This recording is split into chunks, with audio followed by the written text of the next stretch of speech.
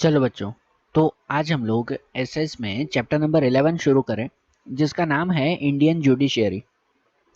देखो, इससे पहले वाला चैप्टर जो चैप्टर नंबर 10 हमने देखा था, हमारे गवर्नमेंट के ऑर्गन्स हमने समझे थे, कि जिसमें हमने ये जाना था कि हमारी इंडियन गवर्नमेंट के 3 ऑर्गन्स हैं।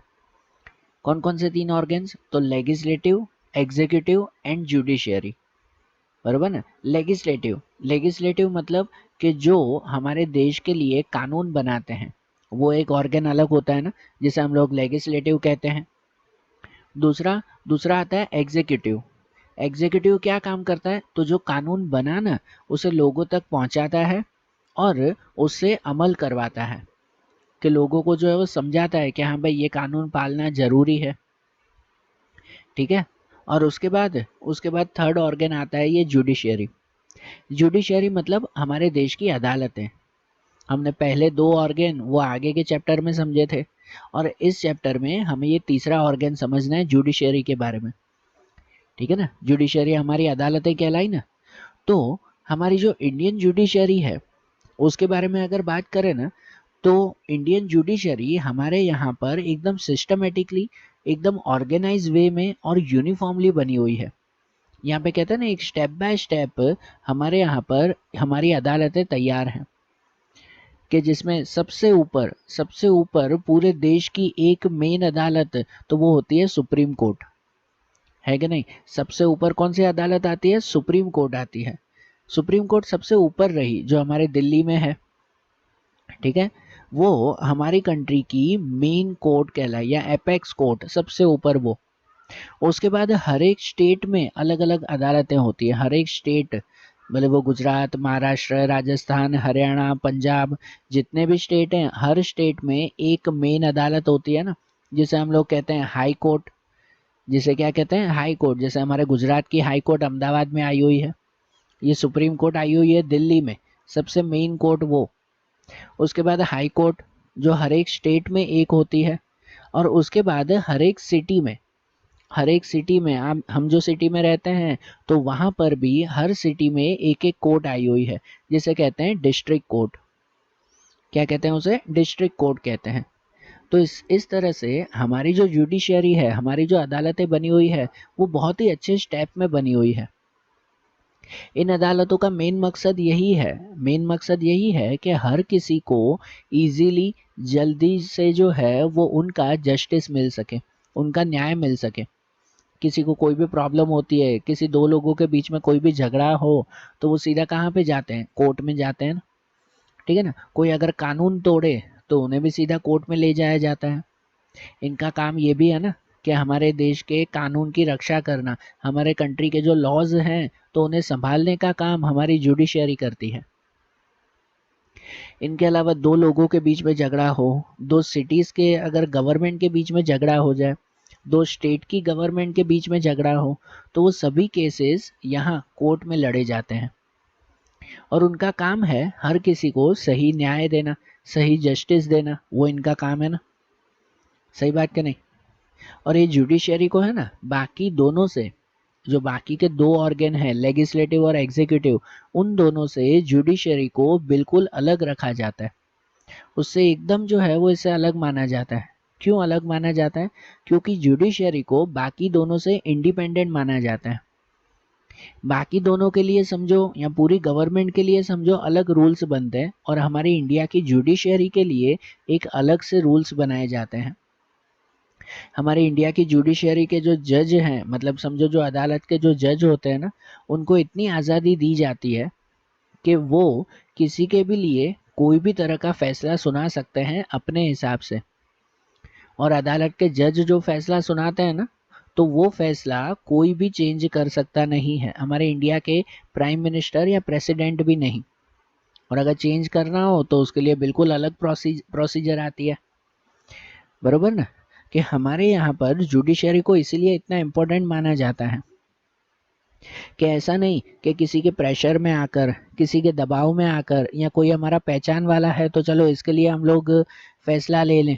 कोई 2 लोगों के बीच में झगड़ा हो, वो जाएंगे कोर्ट में, फिर वो जो जज होगा ना, वो जज कहेगा कि नहीं भाई, ये तो मेरा पहचान वाला है, मैं तो इसके लिए ही फैसला लूंगा। तो वो भले गलत हो, तो भी क्या उसके लिए फैसला लिया जाएगा? ये तो चीज़ गलत हो जाएगी ना, सही बात है ना।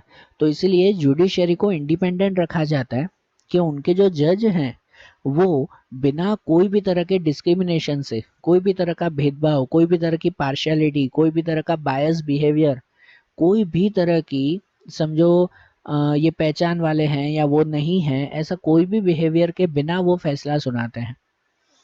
हमेशा जो दो पार्टीज वहां अदालत में जाती है वो दोनों दोनों पार्टीज अपनी अपनी बातें जज के सामने रखती है, बराबर। और जज को फिर जो सही लगे वो सब सबूत चेक करते हैं, सब चीज़ें चेक करते हैं, और फिर जो उन्हें सही लगे ना कि नहीं भाई ये दोनों में से ये इंसान सही बोल रहा है, तो उसके लिए वो फैसला सुना सकता है।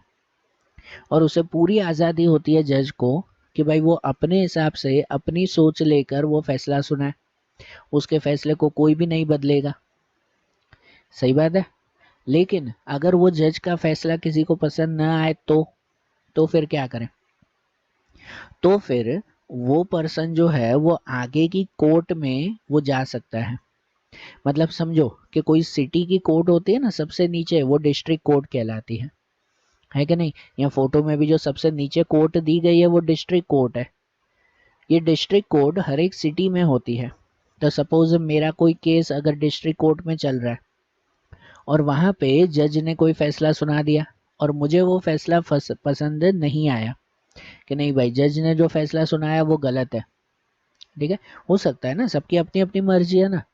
जज अपने हिसाब से फैसला सुना रहा है और उसके बाद मेरे मन में आया कि नहीं भाई ये फैसला तो गलत है, ये सही नहीं है, तो मैं क्या कर सकता हूँ कि उसको आगे अपील कर सकता हूँ। अपील करना मतलब कि उसके फिर से एक रिक्वेस्ट भेज सकता हूँ डिस्ट्रिक्ट कोर्ट के ऊपर वाले कोर्ट में। डिस्ट्रिक्ट कोर्ट में तो मैंने केस लड़ा ना, लेकिन वहाँ पे जो फैसला सुनाया वो फैसला मुझे पसंद नहीं आया, तो उसको मैं आगे ले जाऊंगा। कहाँ पे? हाई कोर्ट में। मैं हाई कोर्ट में जाके अपील करूंगा कि भाई डिस्ट्रिक्ट कोर्ट ने जो फैसला सुनाया ना वो फैसला मुझे पसंद नहीं है, तो ये केस फिर से लड़ो आप लोग, ठीक है, ये केस फिर से शुरू करो। तो मैं ऐसी अपील हाई कोर्ट में भेज सकता हूँ डिस्ट्रिक्ट कोर्ट के ऊपर। तो फिर मेरा केस हाई कोर्ट में चलेगा, हाई कोर्ट में कुछ दिन केस चलेगा, फिर हाई कोर्ट वाले वो फैसला सुनाएंगे। फिर वो जो फैसला सुनाया ना, तो वो भी अगर मुझे पसंद नहीं आया, कि सपोज वो भी अगर मुझे सही नहीं लगा कि नहीं भाई ये हाई कोर्ट का फैसला भी अभी तक सही नहीं है, तो मैं उसकी भी अपील और आगे ले जा सकता हूँ कि हाई कोर्ट से ऊपर इंडिया की सबसे बड़ी कोर्ट आती है, वो कौन सी है? Supreme court. तो मैं अपनी अपील कहाँ ले जाऊंगा? सुप्रीम कोर्ट में ले जाऊंगा, कि वहां पे जाकर मैं रिक्वेस्ट करूंगा कि भाई हाई कोर्ट ने जो फैसला सुनाया वो फैसला मुझे पसंद नहीं है, तो अब आप लोग वो केस लड़ो। तो वो केस सुप्रीम कोर्ट तक जा सकता है, और सुप्रीम कोर्ट हमारे इंडिया की सबसे बड़ी और एक अकेली कोर्ट कहलाती है।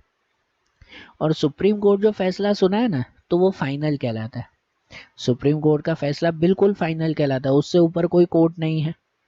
लेकिन अगर बाय चांस ऐसा हो, देखो 99% कभी ऐसा नहीं होता कि सुप्रीम कोर्ट जो फैसला सुना है वो गलत हो, है ना।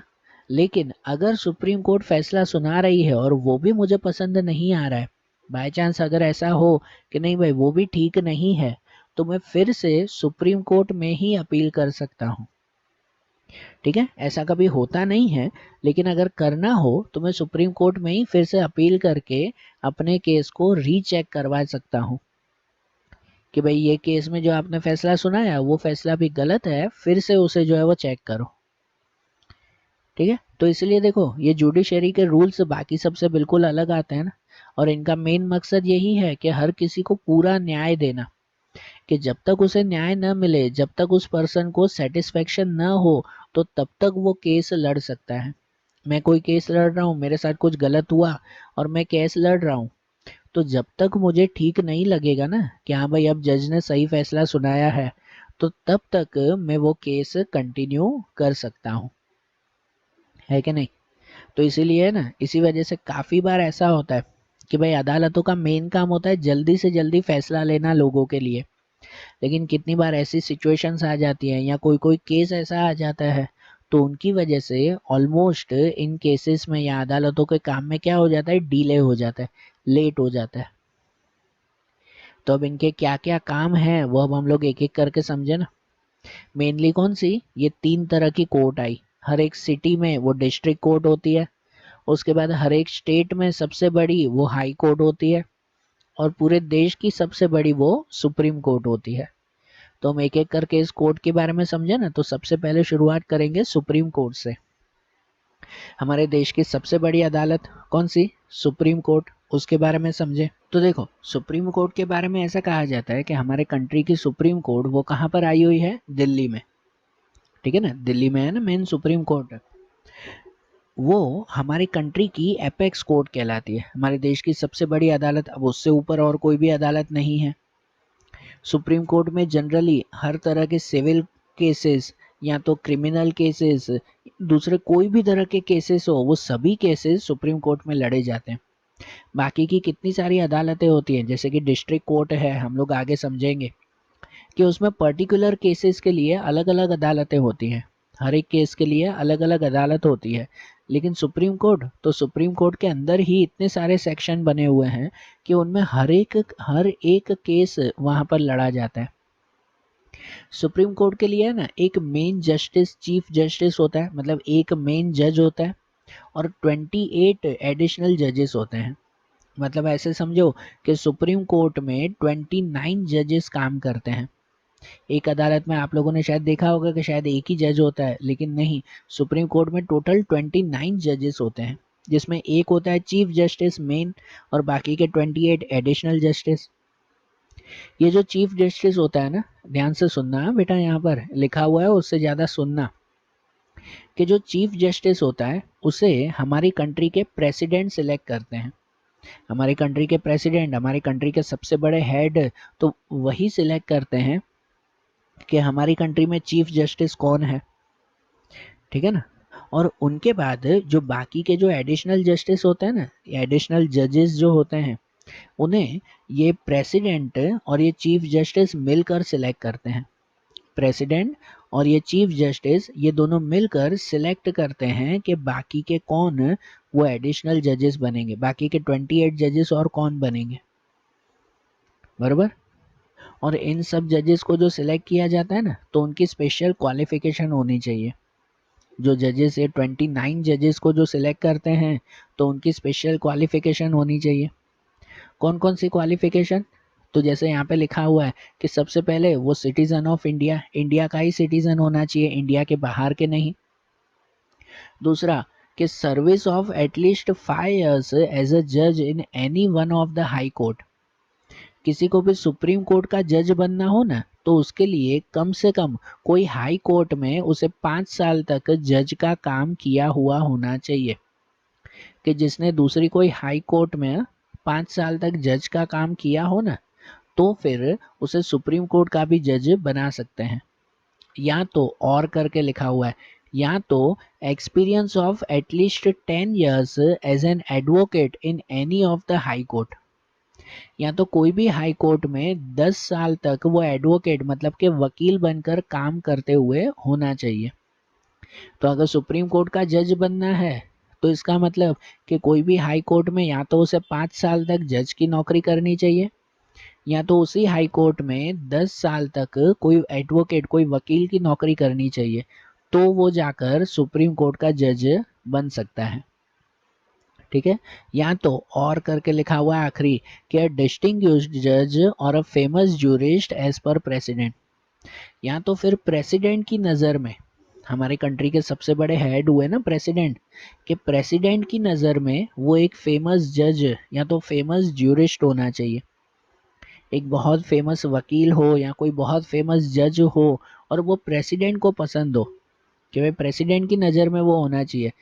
ठीक है ना, पूरा पूरा जो कंट्रोल होता है, पूरी कंट्री का मेन कंट्रोल वो प्रेसिडेंट के हाथों में होता है ना। तो अगर प्रेसिडेंट को कोई ऐसा लगे ना कि नहीं भाई ये वकील बहुत अच्छा है, भले वो कहीं पर भी काम करता हो, या तो ये जज बहुत अच्छा है, बहुत ईमानदार है, तो प्रेसिडेंट चाहे तो किसी को भी डायरेक्टली सुप्रीम कोर्ट का जज बना सकता है, वो प्रेसिडेंट की इच्छा। या तो क्वालिफिकेशन तो हमने देखी ना, कि हाई कोर्ट में 5 साल तक जज होना चाहिए, या तो दूसरे वही हाई कोर्ट में 10 साल तक वकील होना चाहिए, तो वो सुप्रीम कोर्ट का जज बन सकता है। और उसकी एज 65 ईयर्स से ज़्यादा नहीं होनी चाहिए। कितनी होनी चाहिए उसकी एज? तो 65 ईयर्स की, बराबर।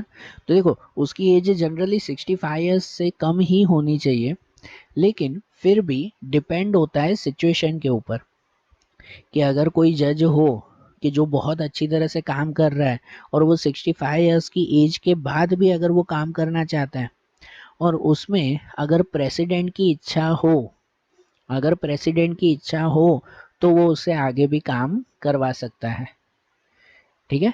तो वो स्पेशल केसेस होते हैं। बाकी जनरली सुप्रीम कोर्ट के जो जजेस होते हैं ना, उनका टाइम पीरियड 65 इयर्स तक का होता है कि अगर उनकी एज 65 इयर्स की हो जाती है ना जब, तो उन्हें रिटायर कर दिया जाता है, बराबर ना। 65 इयर्स की एज के बाद उन्हें रिटायर कर देते हैं। तो जनरली देखो कि इनके सुप्रीम कोर्ट के जो जज होते हैं उनका टाइमिंग इतना ही होता है 65 इयर्स की एज जितना।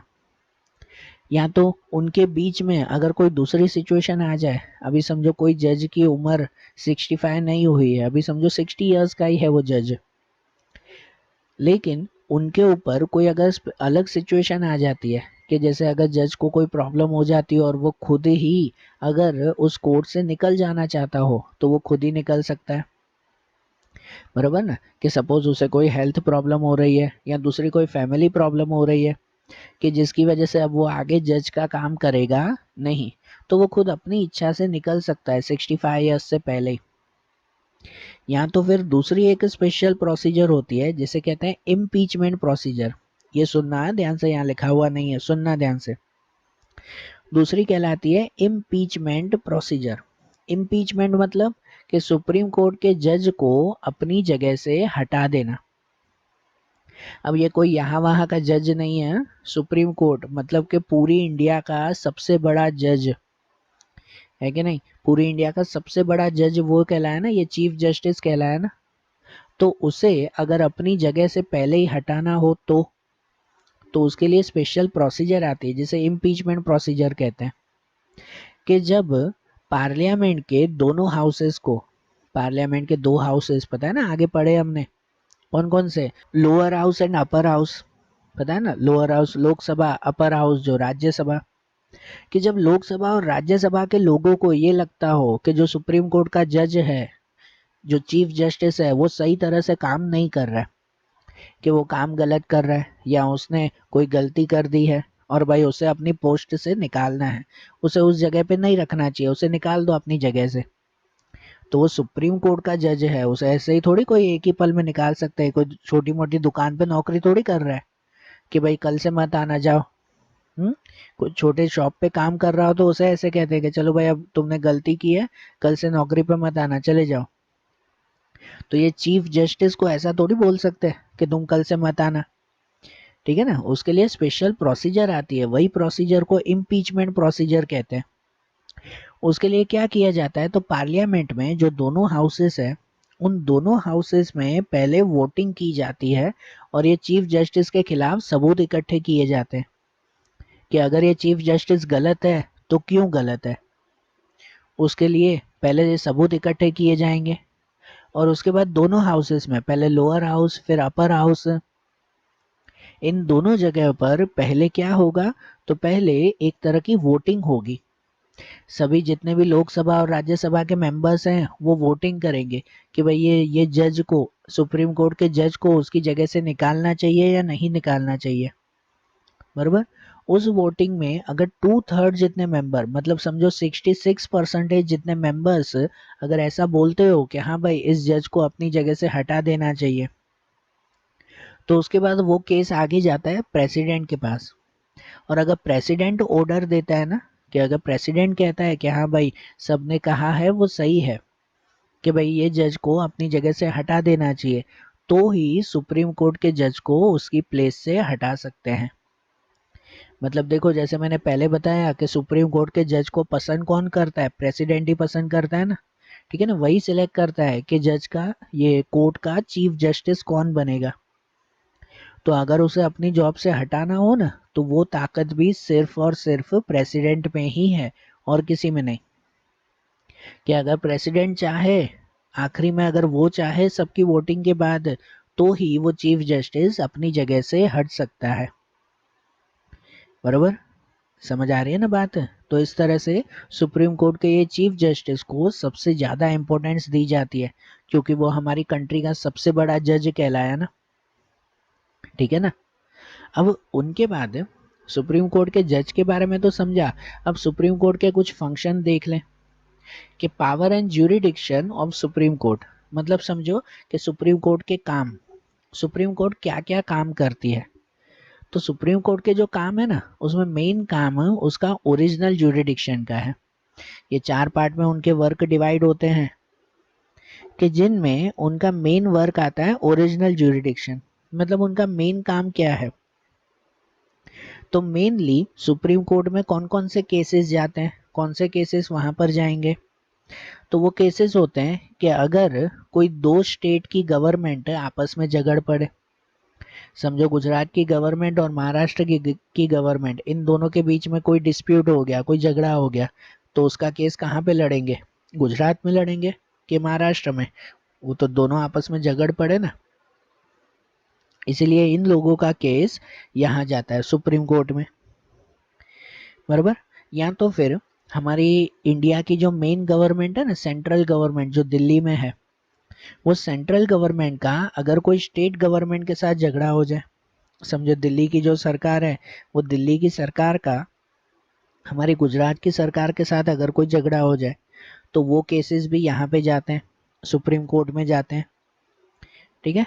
या तो फिर दूसरा, कि हमारी कंट्री के जो फंडामेंटल राइट्स हैं, फंडामेंटल राइट्स हमने आगे भी पढ़े थे ना, हमारे 6 फंडामेंटल राइट्स, तो उनके रिलेटेड अगर कोई भी केसेस हो ना, तो वो केसेस भी जाते हैं यहाँ पे।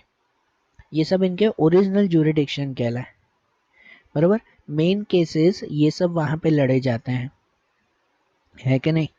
और इनके अलावा दूसरे आते हैं, वो आते हैं अपीलिएट ज्यूरिडिक्शन। अपीलिएट मतलब क्या?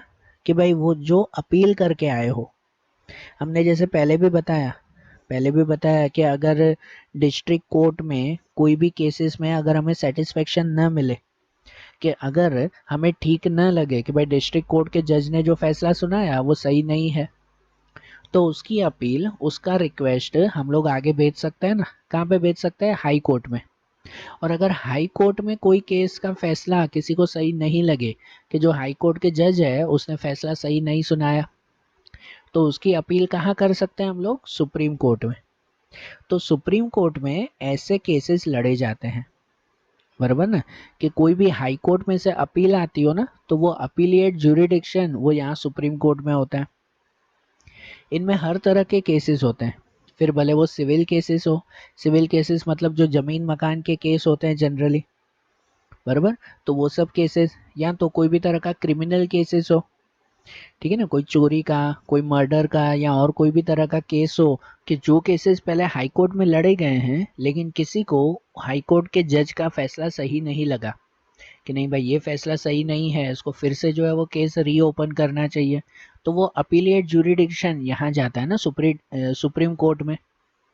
और पता है सुप्रीम कोर्ट में हर कोई केस वहां पर अपील का समझो मंजूर नहीं किया जाता, परमिशन नहीं दी जाती। फिर तो क्या होगा पता है, हर इंसान वहां पे चला जाएगा ना, हाई कोर्ट में किसी का भी केस लड़ा हो, तो हर इंसान वहां पर चला जाएगा, कहाँ पे? सुप्रीम कोर्ट में, कि नहीं भाई मुझे फिर से केस लड़ना है। तो ऐसा तो नहीं होगा ना। तो इसमें कैसे किया जाता है पता है, कि अगर आपने हाई कोर्ट में केस लड़ा और अगर आपको जो है वो केस सही नहीं लगा, सपोज मैंने ही अगर लड़ा हो और मुझे सही नहीं लगा कि नहीं भाई ये केस हाई कोर्ट का सही नहीं है और मुझे आगे उसे भेजना चाहिए, सुप्रीम कोर्ट में फिर से होना चाहिए, तो उसके लिए ना मुझे पहले सुप्रीम कोर्ट में एक तरह की पिटीशन फाइल करनी होती है। क्या फाइल करनी होती है? पिटीशन। पिटीशन मतलब क्या? तो एक तरह की रिक्वेस्ट कहलाती है, हाई कोर्ट के लिए एक तरह की रिक्वेस्ट कहलाती है, कि भाई मुझे हाई कोर्ट में एक तरह की रिक्वेस्ट मैं पहले भेजूंगा, कि भाई जो हाई कोर्ट में, सॉरी सुप्रीम कोर्ट में मैं एक तरह की रिक्वेस्ट भेजूंगा, कि जिसमें मैं पहले लिखूंगा कि भाई हाई कोर्ट में जो केस लड़ा ना, वो केस अब सही नहीं है, और अब मुझे जो है वो ये सुप्रीम कोर्ट में फिर से वो केस लड़ना है। ठीक है? और तो सुप्रीम कोर्ट पहले मेरी पिटीशन को, मेरी जो क्या कहते हैं रिक्वेस्ट है, उसे चेक करेगी, कि अगर उसे सही लग रहा है ना सुप्रीम कोर्ट को कि नहीं भाई इसकी बात सही है, ये केस फिर से लड़ना चाहिए, तो ही वो एपिलिएट जुरिडिक्शन के अंडर वो केस आगे अप्लाई कर सकती है, मतलब वो केस सुप्रीम कोर्ट में लड़ा जा सकता है। नहीं तो मैंने सुप्रीम कोर्ट में ये पिटीशन भेजी, मतलब रिक्वेस्ट भेजी, लेकिन सुप्रीम कोर्ट को लगता है कि नहीं भाई ये केस जो है वो इतना सही नहीं है, ये जो जो जो हाई कोर्ट ने फैसला सुनाया वही सही है, सुप्रीम कोर्ट में फिर से ये केस लड़ने की जरूर नहीं है, तो वो सीधा ही मना कर देगी। ठीक है ना, वो सीधा ही मना कर देगी कि नहीं भाई ये केस की अब जरूर नहीं है। ठीक है, तो इस तरह से सुप्रीम कोर्ट में ऐसा एपिलिएट जुरिडिक्शन भी होता है। उसके बाद आता है एडवाइजरी ज्यूरिडिक्शन। तो एडवाइजरी मतलब क्या, सुप्रीम कोर्ट के जो जजेस होते हैं ना वो हमारी कंट्री के प्रेसिडेंट के लिए एडवाइस देने का काम करते हैं, या तो एज अ एडवाइजर का काम करते हैं कि प्रेसिडेंट को कोई भी तरह का हमारे देश के लिए फैसला लेना हो ना, कि देश में नया कानून बनाना है या कोई चेंजेस करना है, या तो फिर ये चीज़ें हमारे देश में होनी चाहिए या नहीं होनी चाहिए, ऐसा डिस्कशन करना है, तो हमारे पब्लिक वेलफेयर के लिए, हमारे देश के लोगों की भलाई के लिए कुछ भी काम करना हो, तो उसमें अगर कोई एडवाइस की ज़रूर हो ना, तो ये सुप्रीम कोर्ट हमारे प्रेसिडेंट और प्राइम मिनिस्टर को एडवाइस देता है। ठीक है ना, तो इसलिए इसका ये भी एक काम आता है एडवाइजरी जुरिडिक्शन। किसको किसको एडवाइस देना, तो सबको नहीं है, सिर्फ हमारी कंट्री के प्रेसिडेंट और प्राइम मिनिस्टर को, और वो भी उसके रिलेटेड कि अगर वो एडवाइस मांगे तो, कि अगर हमारे प्रेसिडेंट एडवाइस मांगते हैं ना सुप्रीम कोर्ट से कि भाई अब देश के लिए ये फैसला लेना है तो कुछ एडवाइस दो, तो वो एडवाइस दे सकते हैं, लेकिन उसमें भी आखिरी फैसला तो वो प्रेसिडेंट का ही होता है, सुप्रीम कोर्ट सिर्फ एडवाइस दे सकता है। सही बात है ना, वो खाली एडवाइस देगा कि ऐसा करो तो अच्छा है, फिर करे या ना करे वो फैसला किसके हाथ में, प्रेसिडेंट के हाथों में। तो सुप्रीम कोर्ट का काम सिर्फ एडवाइस देना है, एडवाइजरी जुरिडिक्शन। और दूसरा आता है अदर पावर्स। अदर पावर्स के जिनमें सुप्रीम कोर्ट के कुछ स्पेशल पावर्स आते हैं कि सुप्रीम कोर्ट हमारी कंट्री में जितनी भी कोर्ट आई हुई है ना, कि भले वो हाई कोर्ट हो, डिस्ट्रिक्ट कोर्ट हो, तालुका कोर्ट हो, कि हर एक सिटी में जो भी छोटी छोटी अदालतें आई हुई हो, जितनी भी अदालतें आई हुई हैं उन सबके ऊपर कंट्रोल वो ये सुप्रीम कोर्ट रखता है। सुप्रीम कोर्ट हमेशा ये चेक करता रहता है कि इंडिया में जितनी भी अदालतें हैं, हर एक सिटी में आई हुई, हर एक स्टेट में आई हुई, छोटी बड़ी जितनी भी अदालतें हैं, उन सब में कब कौन सा केस लड़ा गया, उस केस के लिए कौन से जज ने क्या क्या फैसला सुनाया था, तो ये सभी सुप्रीम कोर्ट अपने पास रिकॉर्ड रखता है। इसी वजह से कितनी बार जो है वो सुप्रीम कोर्ट को कोर्ट ऑफ रिकॉर्ड भी कहा जाता है। क्या कहा जाता है, कोर्ट ऑफ रिकॉर्ड, क्योंकि पूरी कंट्री में जितने भी केसेस लड़े जाते हैं ना रोज के, ठीक है ना, रोज के न जाने कितने केसेस वहां पर लड़े जाते हैं, तो वो हर एक के केसेस का टोटल रिकॉर्ड वो सुप्रीम कोर्ट के पास होता है। और सुप्रीम कोर्ट के पास ये एक स्पेशल पावर है कि भाई अगर उसे कोई ऐसा लगता है ना कि नहीं भाई ये जो केस यहाँ पर लड़ा जाता है ना कोई भी सिटी में, कि जैसे हमारी छोटी सी सिटी है, कि हमारी सिटी में अगर कोई केस अगर लड़ा जा रहा है तो उसका पूरा रिकॉर्ड सुप्रीम कोर्ट तक जाता है, कि आज हमारी सिटी में इस अदालत में इतने बजे ये केस लड़ा गया और जज ने ये फैसला सुनाया, ऐसा पूरा रिकॉर्ड सुप्रीम कोर्ट तक भेजा जाता है रोज, हर एक सिटी में से।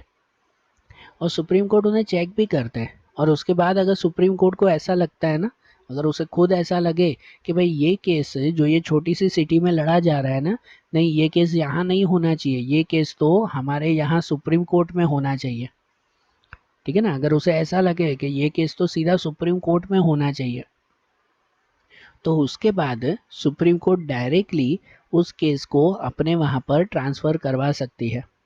मतलब मेरा केस मेरी सिटी में चल रहा है, बराबर ना, जनरली तो ऐसा होता है ना कि मुझे केस अच्छा न लगे तो मैं हाई कोर्ट में अपील करूंगा, उसमें अच्छा न लगे तो मैं सुप्रीम कोर्ट में अपील करूंगा, लेकिन मेरे अपील करने के बावजूद, मतलब उसके बिना ही, अपील करने के बिना ही अगर सुप्रीम कोर्ट को डायरेक्ट लगता है ना कि नहीं भाई इसका जो केस चल रहा है ना वो तो सीधा सुप्रीम कोर्ट में चलना चाहिए, तो वो केस डायरेक्ट सुप्रीम कोर्ट अपने पास बुला सकती है, ये उसका स्पेशल पावर है। ठीक है, तो इन शॉर्ट अगर कहो तो सुप्रीम कोर्ट हमारी कंट्री में आए हुए जितने भी कोर्ट है ना, हर एक कोर्ट का पर्टिकुलर रिकॉर्ड रखती है, कौन से कोर्ट में कितने बजे कौन सा केस लड़ा गया, किसके लिए लड़ा गया, और उसमें जज ने क्या क्या फैसला सुनाया, ये सभी रिकॉर्ड उसके पास होता है। इसी वजह से तो सुप्रीम कोर्ट को कोर्ट ऑफ रिकॉर्ड या तो एपेक्स कोर्ट कहा जाता है। एपेक्स कोर्ट हमारी कंट्री का सबसे बड़ा कोर्ट। सही बात है ना, आई बात समझ में। तो देखो आज जैसे हमने ये सुप्रीम कोर्ट के बारे में समझा ना, अब इनके दूसरे कोर्ट मतलब जो हाई कोर्ट है, डिस्ट्रिक्ट कोर्ट है, उनके बारे में अब हम लोग अगले वीडियोस में देखेंगे। Okay, thank you.